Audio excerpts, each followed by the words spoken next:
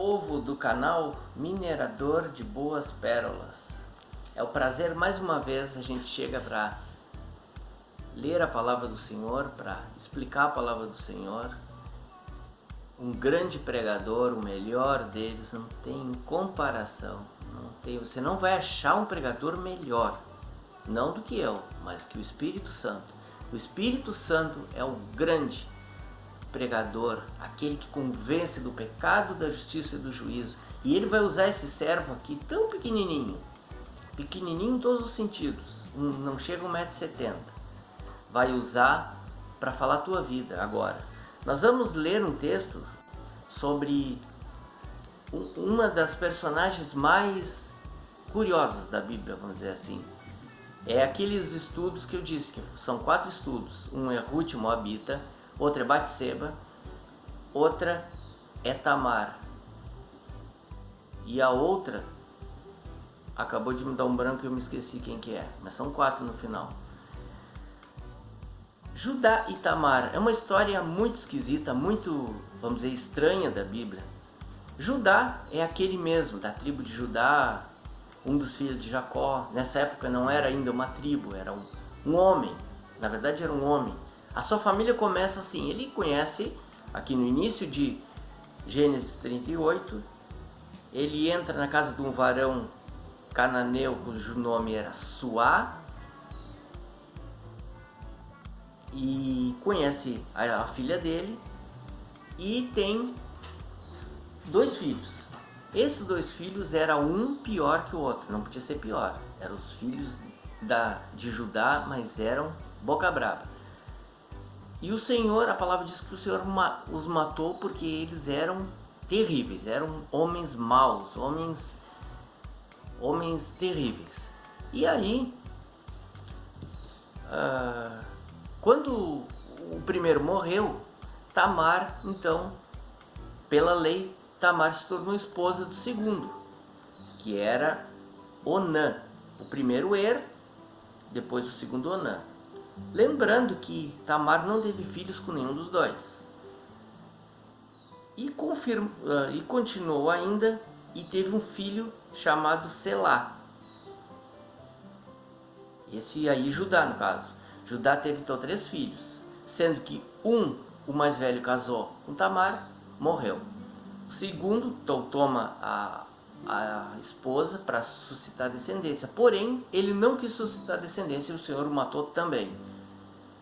Aí você pode ler esse texto que é bem interessante. Depois, Selá era um rapazinho e era difícil de que Tamar viesse a ser esposa também de Selá, porque isso demoraria um tempo até que Selá crescesse, tudo mais, virasse um homem capaz de casar-se. Então o que aconteceu? Ela bota as roupas de viuvez, passa a viver a viuvez dela. Só que quando chegou um tempo certo que Selá poderia ser, de repente, o marido,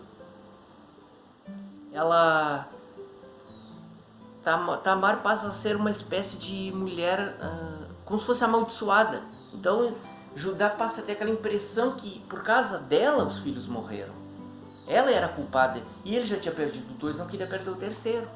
Então Judá não foi fiel à nora, não deu o terceiro filho. Então Tamar se tira, olha aqui no texto de 38:13, avisaram que o sogro sobe a Timnate a toscar as suas ovelhas. Então ela tirou de sobre si os vestidos de sua viuvez, cobriu-se com um véu e disfarçou-se, e assentou-se à entrada das 2 fontes que estão no caminho de Timnate, porque viu que Selá já era grande e não lhe fora dado por esposo. E vendo-a, Judá teve por uma prostituta, pensou ser uma prostituta, porque ela tinha coberto seu rosto. E dirigiu-se para ela e disse: Vem, peço-te, deixe-me entrar a ti, porquanto não sabia que era sua nora. Ela disse: Que darás para que entres a mim? E ele disse: Eu te enviarei um cabrito do rebanho. Ela disse: Dá-me penhor até que o envies. Então, o penhor que ficou foi o selo, o lenço e o cajado que estava com Judá. E Judá foi embora. Mais tarde ouviu-se dizer que ele procura a tal da prostituta e ninguém sabe dizer, mas aqui não tem prostituta nenhuma. Então ele, de tempos depois, foi chamado que a nora estava grávida. Bom, se a nora estava grávida, consequentemente, ela tinha cometido algum ato de perversidade, porque como ela poderia estar grávida se ela estava viúva e não tinha marido? Nós não estamos falando de 2022, estamos falando da época bíblica, alguns milhares de anos atrás. Então, a mulher ficava grávida sem ter marido, era morte. Então, foi isso que ela foi julgada. Só que, porém, ela disse que o pai da criança era o dono daqueles 3 elementos que ela tinha ficado. Foi quando Judá reconheceu que Tamar era mais justa do que ele, porque ele não tinha cumprido a palavra, mas ela havia feito uma artimanha, como que algo para chamar a atenção do sogro. Desse relacionamento gerou não um filho, mas 2 filhos. Conheceu Judá e disse: mais justa é ela do que eu, porquanto não tenho dado selar meu filho, e nunca mais a conheceu. Aconteceu que no tempo de dar à luz havia gêmeos no seu ventre. E aconteceu, dando ela à luz, que um pôs fora a mão, e a parteira tomou e o atou com a sua mão e lhe deu um fio roxo, dizendo: esse é o primeiro. Mas aconteceu que, tornando ele a recolher sua mão, eis que saiu o seu irmão e lhe disse: como tens tu rompido? Sobre ti é a rotura. E o chamaram seu nome Pérez. E depois saiu seu irmão, cuja mão estava o fio roxo, chamaram seu nome Zerá. Então, Pérez e Zerá. E a partir daí, esses homens, um desses homens, o Pérez, tornou-se aquele que está na linhagem do nosso Senhor Jesus Cristo. Quer dizer, mais uma vez, nós vemos, por isso é que essas 4 mulheres são tão importantes. A 4ª mulher é Raabe, aquela ex-prostituta. Tamar se fez de prostituta, Raabe era uma prostituta que saiu dessa vida. E a partir daí, o Senhor restitui também. É claro, Judá e Tamar não tiveram mais uma vida de marido e mulher. Aliás, nunca tiveram uma vida de marido e mulher. Foi um ato isolado. Mas Tamar nunca mais foi esquecida, porque de uma forma estranha ela também entra para a linhagem. Sem ela não haveria os filhos, sem ela não haveria a Pérez, que entra para a linhagem de Jesus. Então, quer dizer, o Senhor, a partir dessa história terrível, introduz essa mulher também na linhagem divina, também na linhagem maravilhosa, e acha que não vai fazer isso pela sua vida? Acha que não vai restituir o teu caminho?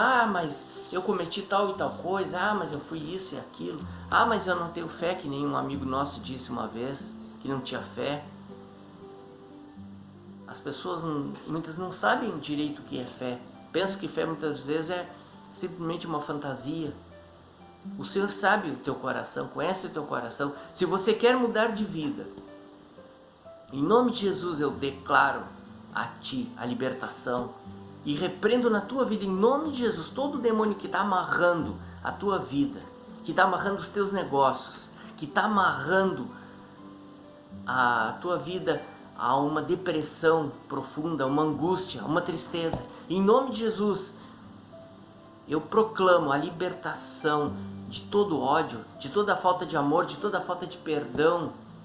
Que em nome de Jesus, no teu coração, o Senhor esteja trazendo a libertação que você precisa para desarraigar todo o mal que te domina, que te pressiona. E eu declaro na tua vida uma vida de vitória. Agora, sobretudo, você precisa em primeiro lugar entregar o teu coração para Jesus, para que a tua vida seja salva. A partir daí você ganha o passaporte para a eternidade e o direito de usar este mesmo nome de Jesus para mudar a história de muitas pessoas e de você ser uma bênção. Talvez eu nunca vou conhecer você, agora você um dia vai me agradecer por eu ter sido instrumento na tua vida, por dizer assim, olha, hoje eu cresci muito mais do que o Isaías que trouxe aquela palavra. Não importa, não estamos fazendo competição de pessoa usada nas mãos de Deus. O que eu quero é que essa palavra seja bênção na tua vida, que você possa desfrutar de um caminho de paz, de bênção, de graça, de glória, e que através dessa palavra, dessa mensagem, o Espírito Santo fale profundamente no teu coração e venha te libertar na autoridade do nome de Jesus. Amém.